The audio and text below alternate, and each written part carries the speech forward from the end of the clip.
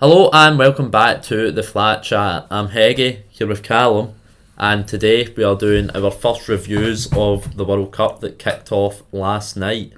So we are going to be doing a review on groups A and B, as all games have been played in those two groups. Yep. So we'll kick off with Group A with the opener between the hosts Qatar and Ecuador, which finished 2-0 to Ecuador.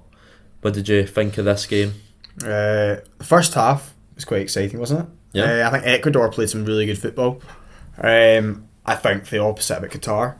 I thought they were pretty dreadful, if I'm honest. I think they just couldn't rise to the occasion, because this is a bit of a surprise considering I think Qatar have actually had quite a few good performances, and they obviously won the Asia Cup. Yeah, Asian 2019 they won that. Yeah, and they just looked way off it. I think honestly, for what I remember, their goalkeeper was dreadful. Yep. And of course, I think their captain, number 10, who get taken off as well. He was genuinely horrible as well to watch. But no, the first half exciting. Qatar bad, Ecuador good, and then Ecuador in the second half. I think they tried to just kill the game. They kind of did. Yeah, they could have gone and scored more if they wanted to. I think they just don't want to risk losing more players, because obviously I know Ener Valencia played quite a lot of the game. I don't think he came off at half time, did he?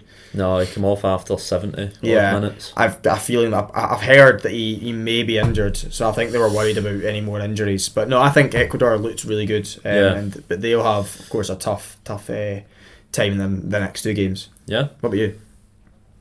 Just basically what you said. Qatar did look poor. Mm-hmm. There was a lot of talk before the World Cup starting of a 1-0 Qatar win from fixing. You mean bribery? Yeah. And we thought it was the case after 5 minutes with the offside goal. Yeah, no, I did. I thought I was still so confused with it, and then I saw the replays back, and I completely understand why it was given as offside. It was just very confusing at first. It's people afterwards. I think even Alan Shearer said it in the half time. It's like, it's like a match fixing. It's like, if you actually know the offside rule, which I'm sure you do, Alan, you'll know that was actually offside. Yeah. It was quite difficult to see because the player that actually headed the ball was behind the goalkeeper. And it fitted the narrative. Of course it did, yeah. We thought that. We genuinely thought that. And it was just like, this is typical 5 minutes in, this has happened. It was a really good spot from the semi-automated offside. But we'll have to wait and see. I did think, though, that obviously Ener Valencia's goals were... His header was excellent.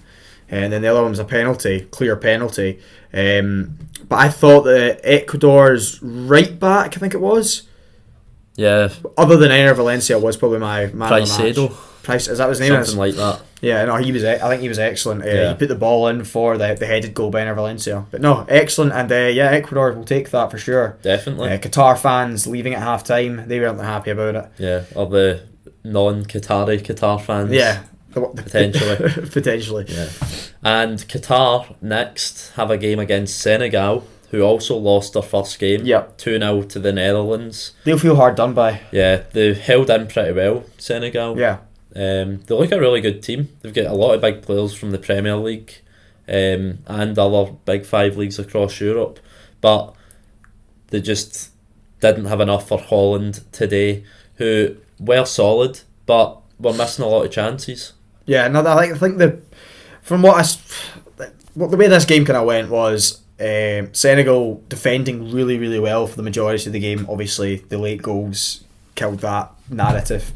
Defending really well and then hitting really fast, catching the Netherlands with mistakes, kind of driving the ball out of the defence and then getting the ball, quick turnovers. But they just weren't clinical enough, Senegal, and I think that on another day they could have got a few goals. I think maybe Mane was a big miss for them. Yeah, definitely. But yeah, no, you're right with Holland or Netherlands. They just didn't look. They didn't look like they were linking up well in attack. I think Janssen obviously is nowhere near as good as Depay, who obviously did come on but hasn't played since September. But I think we're going to talk about the man of the match. Who would that be for you? Frenkie de Jong. Yeah, for sure. You can just tell he was the best player on the pitch today. Yeah. Van Dijk, arguably the best player on the pitch on paper, but de Jong did outshine him today. Mm-hmm. His assist was beautiful. he's such a busy player for a young player, and he looks so technically gifted. It reminds me a bit of Paulo when he's on the ball. I know what you mean. It was some ball in for the goal, the first goal. Gakpo, really brave from him, getting another goal for him as well, which is great to see. He's doing it now for Holland as well as doing it for PSV. Mendy maybe caught no man's land a wee bit. It's a tough one. I think the ball's so good that it makes it look like it's a Mendy mistake. Yeah.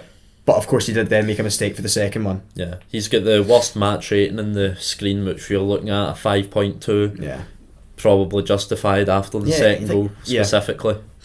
Yeah, it wasn't actually forced into many saves. I think actually Senegal had the two... I think Senegal had the more shots on target.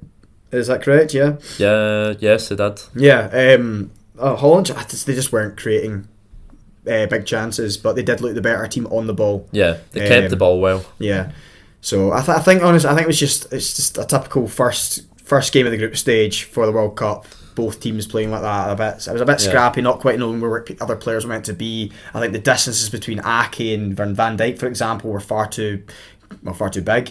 And I just think. I think the Netherlands will grow into it. I do expect the two of them to go through though. Do you expect the Netherlands to get 9 points from this group now? Yes. That was their hardest game out Oh, for sure. I think, well, we've given a lot of praise to Ecuador. I think that'll be an interesting one. I do think the Netherlands will come away with 9 points here. I do think Senegal will finish in second. It's just, I think a big thing will be though, is Mane going to be back in time for Ecuador? Yeah, that's the big one because I don't think he is though. Yeah, I still think they win that though. The way it's looking, if we're predicting the future, is Ecuador and Senegal will both be on 3 points because Senegal will beat Qatar. Oh, yeah, they've got to. And Ecuador will probably not beat the Netherlands.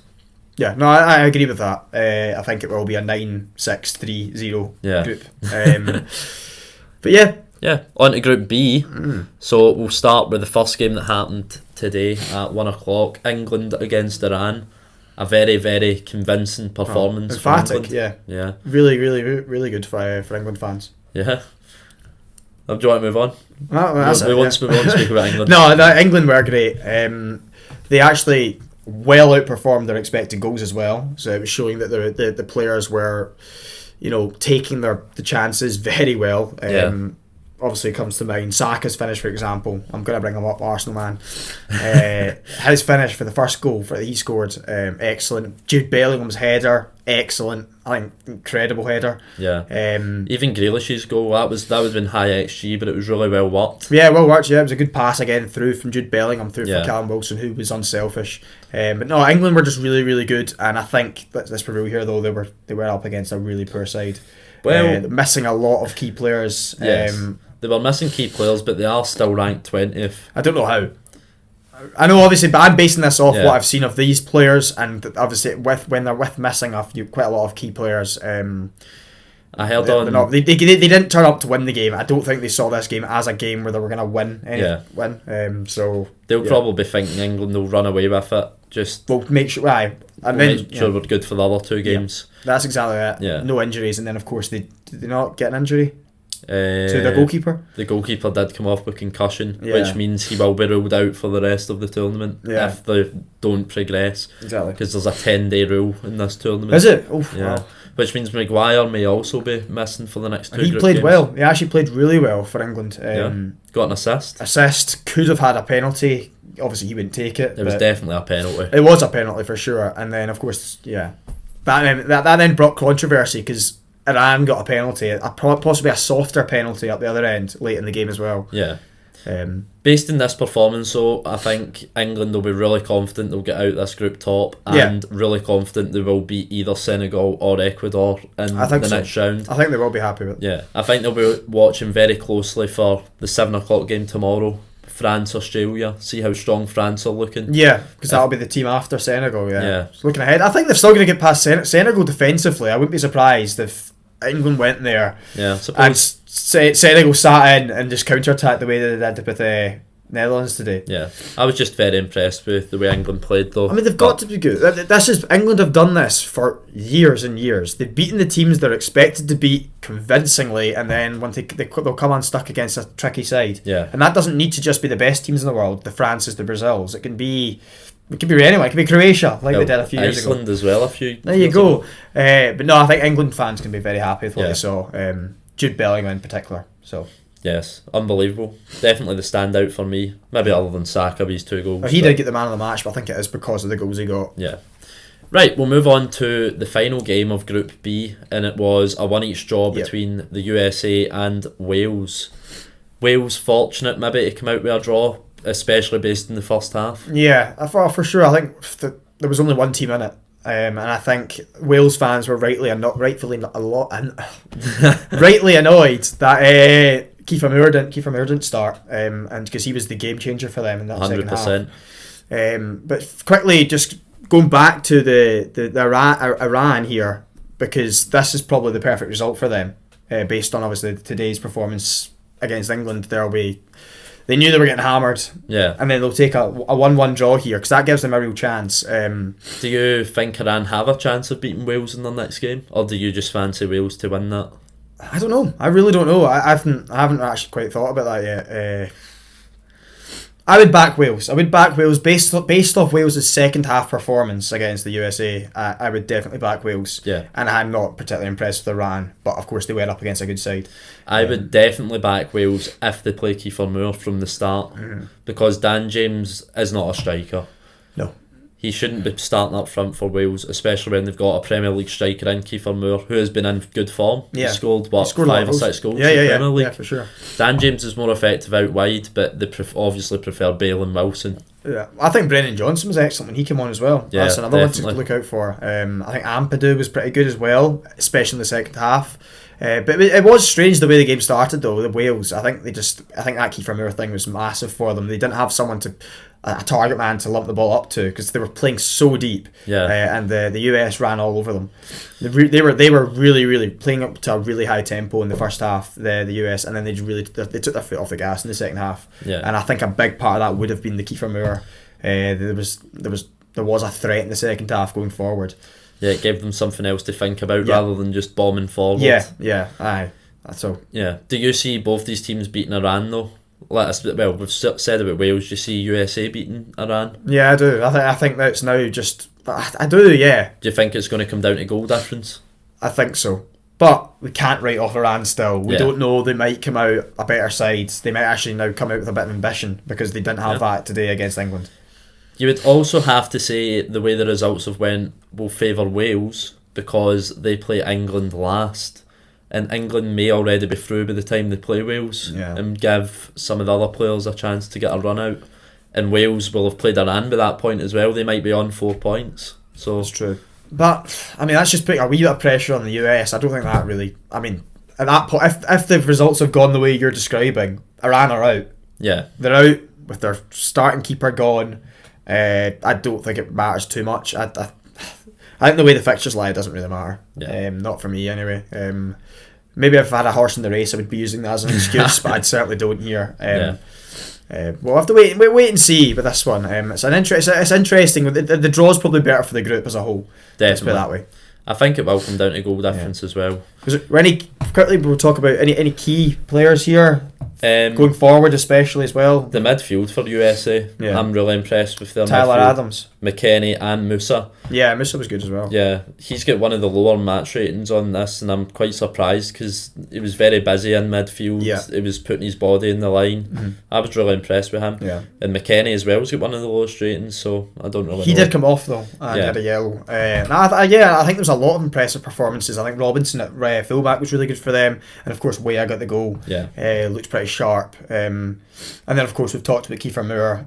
Brennan Johnson was good. I think Nico Williams is always busy, but he was at fault for that first goal for the US a wee bit. It was his fault. I think it was. It's the way he's running. He's turned to look over his right shoulder, thinking that Weah's coming in behind him, and Weah's just ran in front of him, and he's not seen it because he's turning away, and he's lost his marker. It's just a lapse in concentration, I think. But no. Or maybe I should have just gave Davies a shout, who was also, it was like in between the two of them. But it probably was Davies' fault. He plays for Spurs, so I think they both won't be too annoyed about this performance though. They both didn't look annoyed when they came off. No, they both looked content. One team had a really good first half. One team had a really good second half. And it sets up an exciting group, as you said. Yeah.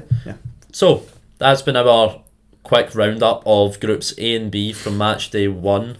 So tomorrow we'll hopefully do Group C and D. And that'll be both games. Oh, well, there's 4 games tomorrow, isn't there? Yeah, there's 4 games. The games tomorrow are Argentina, Saudi Arabia, Denmark, Tunisia, Mexico, Poland, and France, Australia. Yeah. So if you want to see that, check it out tomorrow, and it'll be uploaded roughly the same time every day that we do it. Of course, Messi and Mbappe playing tomorrow. Yes. There we go. So if you enjoyed that, please leave us a like, comment what you would like to see in these videos in the future, and don't forget to subscribe, and take it easy. Take it easy.